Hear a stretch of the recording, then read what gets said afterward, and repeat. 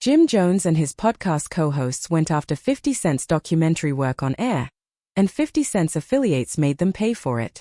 According to reports circulating online, Jones now allegedly owes somewhere between $80,000 and $180,000.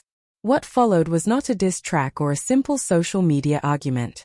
Instead, it escalated into something far more serious: a landlord partnership, leaked eviction footage, and what many described as a coordinated campaign that left Jones locked out of his own studio.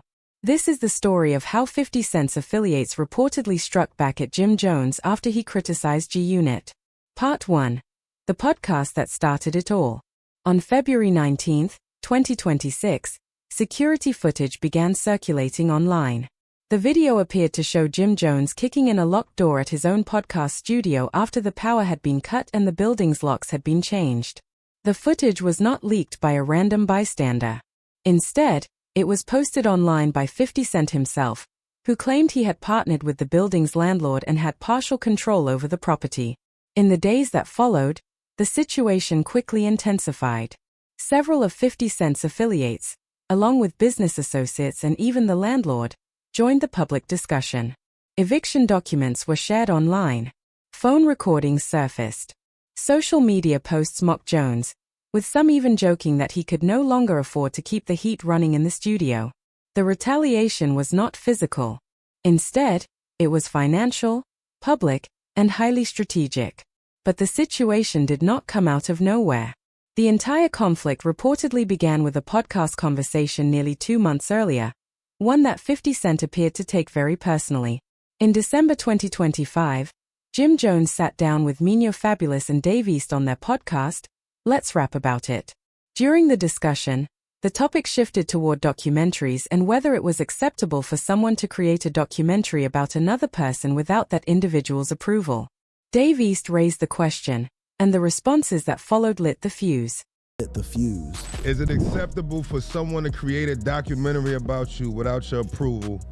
How would you feel if it happened to you? The room agreed immediately. Jim Jones called it facetious and petty, and Mino compared it to putting out someone's tape without consent. It's like... definitely not acceptable. It's facetious and petty.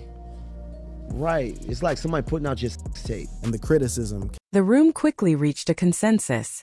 Jim Jones called the idea facetious and petty, while Mino compared it to releasing someone's private tape without their consent.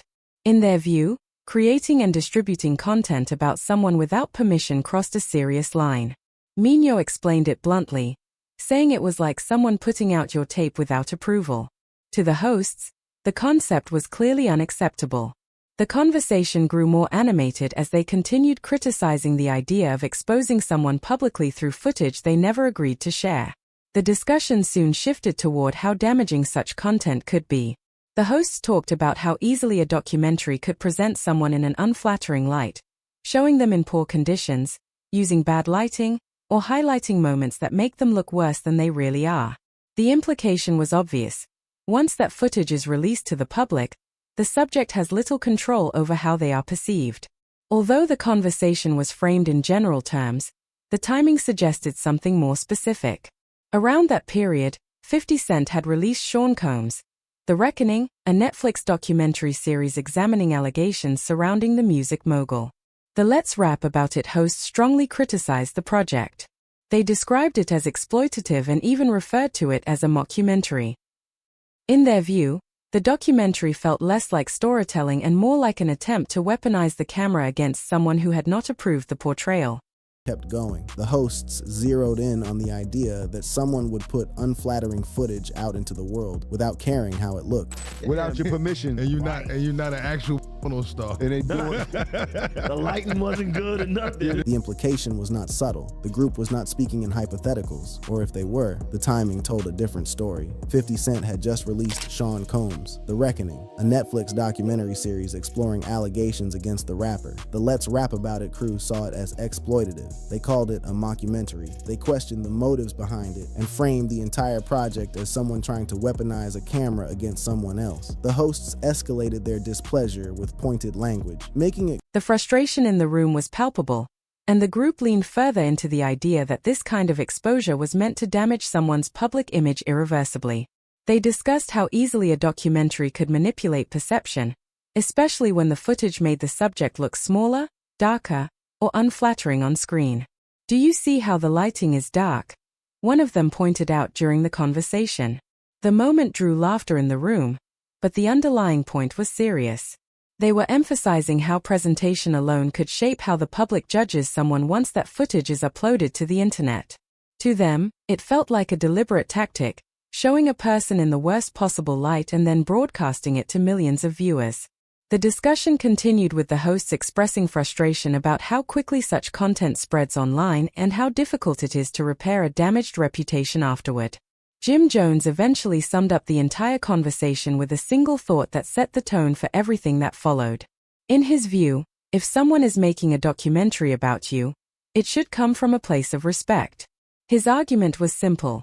A documentary should celebrate or highlight a person's story, not tear them down.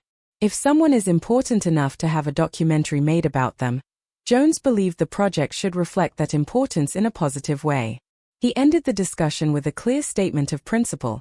If a documentary is going to exist, it should be a strong one, something meaningful and respectful, not something designed simply to embarrass or damage the subject. Now, whether Jim Jones was speaking specifically about a certain documentary or simply making a broader point about documentaries in general is still up for debate. During the conversation, Mino Fabulous also chimed in, questioning whether projects like that were even legal. He raised concerns about defamation and the unauthorized use of someone's likeness, issues that often surface when filmmakers tell stories about people without their consent. Later, Mino clarified on Instagram that his comments were meant as part of a general conversation about documentaries, not a targeted jab at 50 Cent. But by that point, the damage had already been done. 50 Cent didn't interpret the discussion as a general debate. He took it personally, and when 50 Cent takes something personally, the response is rarely limited to words. Almost immediately, he began firing back online. He labeled the entire podcast crew as squatters and bums, claiming they owed as much as $250,000 in unpaid rent for the studio they were recording in. He reposted clips from the podcast on Instagram, adding mocking captions and sarcastic commentary. At one point, he even offered to buy the studio outright. The strategy was clear: dismantle the credibility of the people who had just questioned his. Mino responded with personal insults of his own on Instagram, warning 50 that if there was smoke, then there was going to be smoke. By Christmas Day 2025, the Let's Rap About It hosts escalated things further by releasing a squatter rights freestyle, rapping over 50 Cent beats while throwing shots in his direction. It was a bold move, but it only gave 50 more ammunition. Because if there is one thing about 50 Cent, it's that he rarely stops at the first round. And in this case, he was just getting started. What Jim Jones and his co-hosts didn't realize was that by questioning 50's documentary, they had opened a door that 50 Cent was about to walk through, with lease documents in hand. The podcast criticism was one thing. What happened next was something entirely different. Instead of responding with another diss track or a long series of Instagram captions, 50 went directly to the source of Jim Jones' studio situation, the landlord. And he recorded the conversation. In a move that many fans later described as diabolical, 50 Cent posted an audio clip of a phone call with the owner of the building where Jim Jones and the Let's Rap About It crew had been recording. The landlord, identified as Sam, spoke openly about how the business relationship between him and Jones had deteriorated. According to Sam, the situation had become financially unsustainable. He claimed Jones had been operating in the building under unclear lease terms and had repeatedly refused to finalize a formal agreement. Sam said Jones wanted major build-out concessions, months of construction time and changes to the space, while pushing back against the terms of the lease. In Sam's words, it felt like a tenant who wanted all the benefits of the space without accepting the obligations that came with it. But the situation went deeper than a simple rent dispute. Sam claimed there was also a partnership agreement in place. According to him, half of the media content being produced in the space technically belonged to the building ownership as part of the arrangement. However, he alleged that Jones had refused to disclose how much money the podcast and related media projects were generating. Because of that lack of transparency, Sam said the relationship had broken down. At one point during the recorded conversation, Sam even offered to sell that media stake to 50 Cent as part of a potential deal. In other words, the landlord was willing to sell a piece of Jim Jones' own podcast business to the man currently feuding with him. It was a stunning revelation, and it showed just how transactional the entire arrangement had become. Then Sam dropped the number that would dominate headlines for the next week. According to him, Jones owed at least $80,000 in unpaid rent, and possibly as much as $180,000. Other reports would later push that number even higher, suggesting the debt might have reached $250,000. Whatever the exact figure was, the picture it painted was devastating. The podcast operation that had just questioned 50 Cent's ethics was apparently operating in a studio space its host allegedly could not afford. The irony was impossible to ignore. While the hosts had been sitting in that studio discussing morality and documentary ethics, the building owner was claiming they couldn't even pay the rent to keep the lights on. And 50 Cent didn't keep the phone call private. He posted it publicly. He tagged it. He mocked it. The message was clear. While Jim Jones and his crew were criticizing him online, they were sitting in a studio they allegedly couldn't afford. But for 50 Cent, this wasn't the finale. It was the setup. Soon after, rumors began circulating that 50 Cent had partnered with the landlord, or possibly even purchased the building outright. The move would instantly elevate him from online troll to something far more powerful, the man who owned the space his rival depended on. At one point, 50 posted a message saying, "Sam is my partner. I own the joint now. You're going to fix every door you kick." Whether the ownership claim was fully verified or simply another layer of trolling almost didn't matter. The perception had already taken hold. And then came the footage. On February 19, 2026, 50 Cent posted something that shocked even longtime followers of his online antics. It wasn't a meme. It wasn't a diss track. It was security camera footage. The video showed Jim Jones and several companions standing in the hallway outside the podcast studio. The lights in the building were off. The doors were locked. The electricity appeared to have been shut down. Jones tried to open one door and mentioned that the power had been cut. After struggling for a moment, he eventually kicked in another door to gain access to the space. Every second of it was captured clearly by the building's surveillance cameras. Cameras that 50 Cent now appeared to have access to. When he posted the clip, 50 added a caption dripping with sarcasm. "Damn bro. This wouldn't happen if we were friends. Want to be friends? I don't know, let's rap about it." The reference to the podcast name made the message even sharper. To reinforce the situation, 50 also posted what appeared to be an eviction notice addressed to Joseph Jones and IFC Management LLC. According to the document, a 15-day default notice had expired on January 22, 2026, followed by a 5-day termination notice that expired on February 17. By the time the security footage was recorded on February 19, the lease had already been terminated. The internet exploded almost instantly. Fans flooded social media comment sections calling the situation peak petty genius. Others noted how 50 Cent had managed to escalate the feud without ever resorting to physical confrontation. Instead, he used financial leverage, legal documents, and surveillance footage.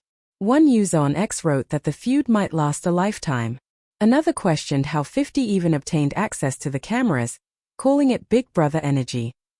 The YouTube commentary channel All Urban Central broke the situation down in detail, describing it as a collision of business disputes, old rap beef, and social media spectacle that only 50 Cent could orchestrate. The host summed it up perfectly. "This is disrespectful and hilarious at the same time." But the real genius of the move was how it turned a landlord-tenant dispute into viral content. For 50 Cent, humiliation wasn't a single moment. It was a campaign. He continued posting clips, tagging people, and keeping the story alive. At one point he even gave Jones a deadline to resolve the debt. Meanwhile, Jim Jones chose a different strategy. Instead of firing back with a diss track, he posted a video of himself on Instagram performing martial arts moves with a Bruce Lee poster in the background. The caption read, "Kung Fu Jim. No locked doors at all." The message was subtle but intentional. He wasn't acknowledging the humiliation directly. Instead, He was deflecting it. Commentary channels immediately pointed out that this might have been the smartest response possible. Because once 50 Cent gets an emotional reaction from someone, he usually wins the exchange. By refusing to appear rattled, Jones attempted to shift the narrative. But to understand why this feud exploded the way it did, you have to go back nearly 2 decades. The rivalry between 50 Cent and Jim Jones dates back to the mid-2000s, when G-Unit and Dipset were two of the most powerful factions in New York hip-hop. The tension wasn't always direct, but it simmered beneath the surface. Then in 2007, everything changed. That year, 50 Cent publicly criticized Koch Records, the label Jim Jones was affiliated with, calling it a graveyard for artists. During a radio interview, Cameron called in to defend the label, sparking a direct feud between him and 50. At the same time, Dipset itself was beginning to fracture internally, and 50 saw an opportunity. Later that year, he invited Jim Jones and Joel Santana to perform at a G-Unit show. They performed Jones' hit song We Fly High on stage, an appearance that many saw as a betrayal of Cameron. Years later, 50 openly admitted that the move was strategic. He knew Jones was finally having a solo moment in the spotlight, and he used that moment to drive a wedge between Jones and Cameron. For 50, it wasn't just beef. It was psychology. And that same strategy still appears to be guiding his actions today. The Jim Jones studio saga isn't just another rap feud. It's the latest example of 50 Cent's long-running formula: provoke, escalate, document, and let the internet amplify the conflict. Whether Jim Jones ultimately wins the narrative battle remains to be seen. But one fact remains difficult to ignore. In a feud that has lasted nearly 20 years, only one of them might actually own the building.